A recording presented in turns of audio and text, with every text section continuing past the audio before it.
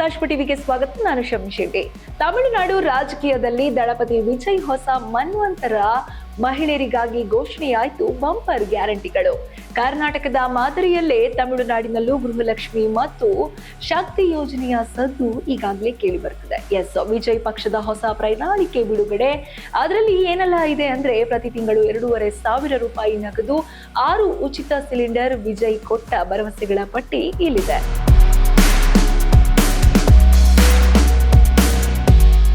2026ರ ಚುನಾವಣೆಗೆ ಈಗಾಗಲೇ ರಣಕಹಳೆ ಊದಿದ ಟಿವಿಕೆ ಅಧ್ಯಕ್ಷ ವಿಜಯ್, ಅಣ್ಣಾಮಲೈ ಮತ್ತು ಸ್ಟಾಲಿನ್ಗೆ ಶುರುವಾಯ್ತ ನಡುಕ ಅನ್ನುವ ಮಟ್ಟಕ್ಕೆ ಈಗಾಗಲೇ ಪ್ರಚಾರ ಹಮ್ಮಿಕೊಂಡಿದ್ದಾರೆ.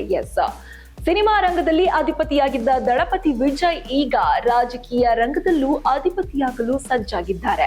2026ರ ತಮಿಳುನಾಡು ವಿಧಾನಸಭಾ ಚುನಾವಣೆಯನ್ನು ದೃಷ್ಟಿಯಲ್ಲಿ ಇಟ್ಟುಕೊಂಡು ತಮ್ಮ ತಮಿಳುಗ ವೇಟ್ರಿ ಕಳಗಂ ಪಕ್ಷದ ಮೂಲಕ ಭರ್ಜರಿ ತಯಾರಿ ನಡೆಸಿದ್ದಾರೆ. ಈ ಬಾರಿ ಅವರು ಮಹಿಳಾ ಮತದಾರರನ್ನು ಸೆಳೆಯಲು ಬರೋಬ್ಬರಿ 10ಕ್ಕೂ ಹೆಚ್ಚು ಗ್ಯಾರಂಟಿಗಳನ್ನ ಘೋಷಿಸುವ ಮೂಲಕ ಎಲ್ಲರ ಗಮನ ಸೆಳೆದಿದ್ದಾರೆ. ಈ ಘೋಷಣೆಗಳು ಕೇವಲ ಭರವಸೆಗಳಲ್ಲ, ಇವು ತಮಿಳುನಾಡಿನ ಭವಿಷ್ಯವನ್ನ ಬದಲಿಸುವ ಪಣ ಎಂದು ವಿಜಯ್ ಗುಡುಗಿದ್ದಾರೆ. ವಿಜಯ್ ಘೋಷಿಸಿರುವ ಮೊದಲ ಮತ್ತು ಪ್ರಮುಖ ಯೋಜನೆ ಎಂದರೆ ಅದು ಮಾನ್ಭೂಮಿಗೂ ಮಗಳಿರ್ ತಿಟ್ಟಂ. ಈ ಯೋಜನೆ ಅಡಿಯಲ್ಲಿ ಮನೆಯ ಯಜಮಾನಿಗೆ ಪ್ರತಿ ತಿಂಗಳು 2,500 ರೂಪಾಯಿ ನೇರ ನಗದು ವರ್ಗಾವಣೆ ಮಾಡುವುದಾಗಿ ವಿಜಯ್ ಭರವಸೆ ನೀಡಿದ್ದಾರೆ. ಇದು ಕರ್ನಾಟಕದ ಗೃಹಲಕ್ಷ್ಮಿ ಯೋಜನೆಗಿಂತಲೂ ದೊಡ್ಡ ಮೊತ್ತ ಎಂಬುದು ಇಲ್ಲಿ ಗಮನಾರ್ಹ. ಅಷ್ಟೇ ಅಲ್ಲದೆ ಬೆಲೆ ಏರಿಕೆಯಿಂದ ಕಂಗೆಟ್ಟಿರುವ ಅಡುಗೆ ಮನೆಗೂ ಕೂಡ ನೆರವಾಗಲು ವರ್ಷಕ್ಕೆ 6 ಉಚಿತ ಗ್ಯಾಸ್ ಸಿಲಿಂಡರ್ ನೀಡುವುದಾಗಿ ಘೋಷಿಸಿದ್ದಾರೆ. ಇದರ ಜೊತೆಗೆ ಮಹಿಳಾ ಸ್ವಸಹಾಯ ಸಂಘಗಳಿಗೆ 5 ಲಕ್ಷ ರೂಪಾಯಿವರೆಗೆ ಬಡ್ಡಿ ರಹಿತ ಸಾಲ ನೀಡಿ ಮಹಿಳೆಯರನ್ನು ಉದ್ಯಮಿಗಳನ್ನಾಗಿ ಮಾಡುವ ಕನಸು ಕೂಡ ವಿಜಯ್ ಅವರದ್ದು. ಇನ್ನು ಸಾರಿಗೆ ವಿಚಾರಕ್ಕೆ ಬಂದರೆ, ಮಹಿಳೆಯರಿಗಾಗಿ ವೇಟ್ರಿ ಪಯಣಂ ಹೆಸರಿನಲ್ಲಿ ರಾಜ್ಯಾದ್ಯಂತ ಸರ್ಕಾರಿ ಬಸ್ಗಳಲ್ಲಿ ಸಂಪೂರ್ಣ ಉಚಿತ ಪ್ರಯಾಣವನ್ನ ಘೋಷಿಸಲಾಗಿದೆ. ಇದು ಕೆಲಸಕ್ಕೆ ಹೋಗುವ ಮಹಿಳೆಯರಿಗೆ ಮತ್ತು ವಿದ್ಯಾರ್ಥಿನಿಯರಿಗೆ ದೊಡ್ಡ ಆರ್ಥಿಕ ಉಳಿತಾಯ ಮಾಡಿಕೊಡಲಿದೆ. ಇನ್ನು ಶಿಕ್ಷಣ ಕ್ಷೇತ್ರದಲ್ಲೂ ವಿಜಯ್ ಹೊಸ ಕ್ರಾಂತಿಗೆ ಮುಂದಾಗಿದ್ದಾರೆ.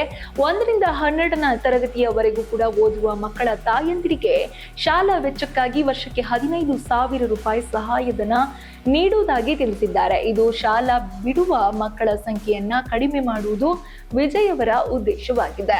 ವಿಜಯ್ ಅವರ ಪ್ರಣಾಳಿಕೆಯಲ್ಲಿ ಸುರಕ್ಷತೆಗೆ ಹೆಚ್ಚಿನ ಆದ್ಯತೆ ನೀಡಲಾಗಿದೆ. ಮಹಿಳೆಯರ ರಕ್ಷಣೆಗಾಗಿ ವಿಶೇಷವಾಗಿ ತರಬೇತಿ ಪಡೆದ ರಾಣಿವೇಲು ನಾಚಿಯರ್ ಎಂಬ ಮಹಿಳಾ ಪೊಲೀಸ್ ಪಡೆಯನ್ನು ರಚಿಸುವುದಾಗಿ ಹೇಳಿದ್ದಾರೆ. ಪ್ರತಿಯೊಬ್ಬ ಮಹಿಳಾ ಪೊಲೀಸರ ಸಮವಸ್ತ್ರಕ್ಕೆ ಬಾಡಿ ಕ್ಯಾಮೆರಾಗಳನ್ನು ಕೂಡ ಅಳವಡಿಸಿ ಪಾರದರ್ಶಕ ಭದ್ರತೆ ಒದಗಿಸುವುದು ಇನ್ನು ಇವರ ಗುರಿಯಾಗಿದೆ. ಸಾರ್ವಜನಿಕ ಸಾರಿಗೆಯಲ್ಲಿ ಪ್ಯಾನಿಕ್ ಬಟನ್, ಪ್ರತಿ ನಗರದಲ್ಲಿ ಹೈಟೆಕ್ ಸಿಸಿಟಿವಿ ಕಣ್ಗಾವಲು ಮತ್ತು ದೌರ್ಜನ್ಯ ತಡೆಯಲು ಫಾಸ್ಟ್ ಟ್ರ್ಯಾಕ್ ಕೋರ್ಟ್ಗಳ ಸ್ಥಾಪನೆ ವಿಜಯ್ ಅವರ ಪ್ರಮುಖ ಭರವಸೆಗಳಾಗಿದೆ.